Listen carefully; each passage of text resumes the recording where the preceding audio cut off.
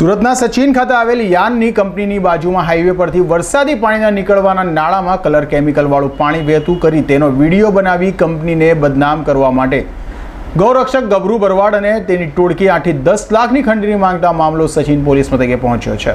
Sachin police પાસેથી મળતી માહિતી મુજબ સચિન હોજીવાલા ઇન્ડસ્ટ્રીયલ એસ્ટેટમાં ગોકુલાનંદ પેટ્રોફાઇબર્સ નામની યાન બનાવવાની કંપનીમાં મેનેજર તરીકે નોકરી કરનારા નવીન સુરેશ જાંગીડે સચિન પોલીસમાં ફરિયાદ આપી છે, જેમાં સચિન માનવકા રેસિડેન્સીમાં રહેતા ગભરુ ભરવાડ અને નાજુ ભરવાડ, લાલુ ભરવાડ અને કનુ ભરવાડની સામે ખંડણીનો ગુનો નોંધાયો છે।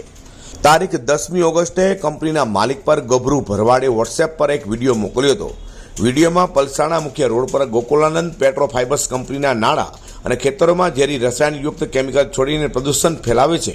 તો કે ગભરુ ભરવાડે કંપનીની બાજુમાં હાઈવે પર વરસાદનું પાણી નીકળવાના નાળામાં કલર કેમિકલ કે અન્ય કોઈ પદાર્થ આગળથી નાખી વિડીયો બનાવી કંપનીને બદનામ કરવાનું કાવતરું કરેલું હોવાનું ધ્યાન આવ્યું હતું।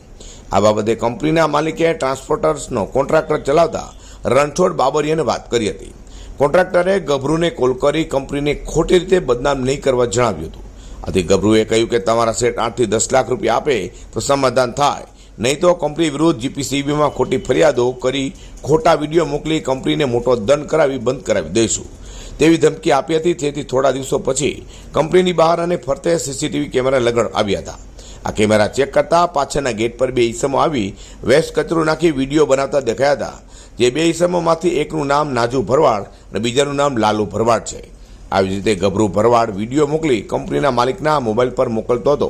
આ ઉપરાંત તારીખ 28મી ઓગસ્ટે બાઇક લઈ નાજુ ભરવાડ, કનુ ભરવાડ અને મોપેડ પર લાલુ ભરવાડ કંપનીના ગેટ પાસે આવી ફોટા પાડતા હતા।